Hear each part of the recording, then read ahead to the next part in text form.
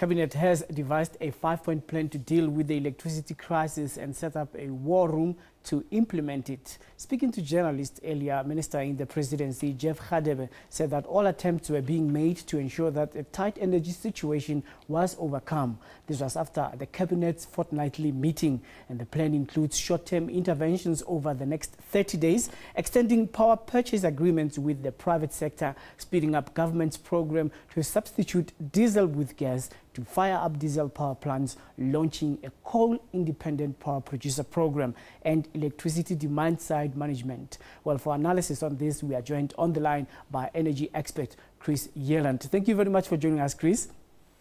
Good afternoon, Colin, and to your listeners. Yeah. What do you make of government's intervention on the situation at Eskom here? They've outlined a 5-point plan. Yes, I noted the briefing that was given by Minister Radebe this morning.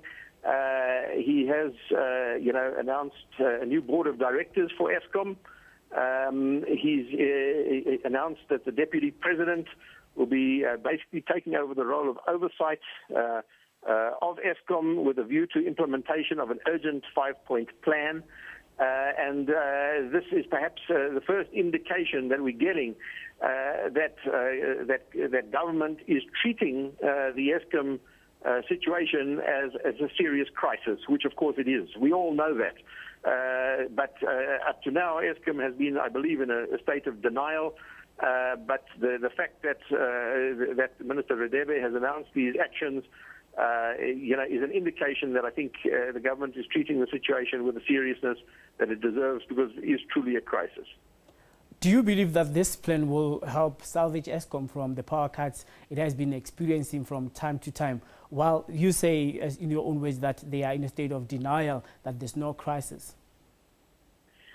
Well, let me say this, that I welcome many of the points on this 5-point plan, but I would like to suggest and to comment that it is coming very, very late indeed. If I may give you an example, the open-cycle gas turbines in the Western Cape are gas turbines. They're designed to run on gas. They've been modified to run on diesel, and they've been running on imported diesel for many years. And for us only to wake up now and decide that it's time to convert them to gas and to develop a gas infrastructure for South Africa based initially on imported liquefied natural gas is coming very, very late in the day, because it takes several years to build a gas industry, to build the offshore or onshore gas terminals for the offloading of liquid natural gas, for gasification of this, in other words, converting it from a liquid to gas and compressing and piping it through transmission pipelines from the terminal to the various power stations where it is needed. This is going to take a further several years. And this is the kind of thing that should have been done several years ago. We only seem to wake up to these problems when we are in the middle of a crisis. The same applies to the independent power producers for new baseload coal power stations.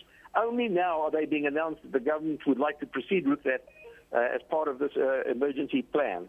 We should have been doing this years ago, because it's going to take 3 or 4 years to get baseload power stations in place from independent power producers.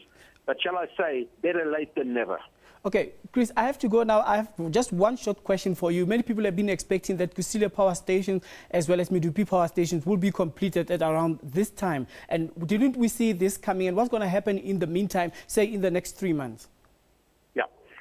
Look, Medupi and Kusile power station, we should have had a decision by government to proceed with these power stations in 1999, according to the government's own white paper on energy policy of 1998.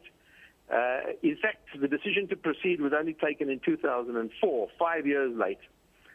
Once they had started to build these power stations in 2007 and 2008, there's been a further 5-year execution delay, and these power stations will only be coming fully on stream in 2018 and 2019 at the earliest.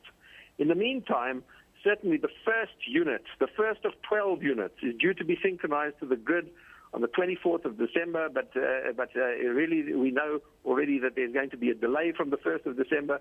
The well-publicized 100-day countdown is running late. and we're likely only to see that first unit synchronized by the middle of January 2015. But I must say that we must realize that synchronization is just one of the milestones along the way.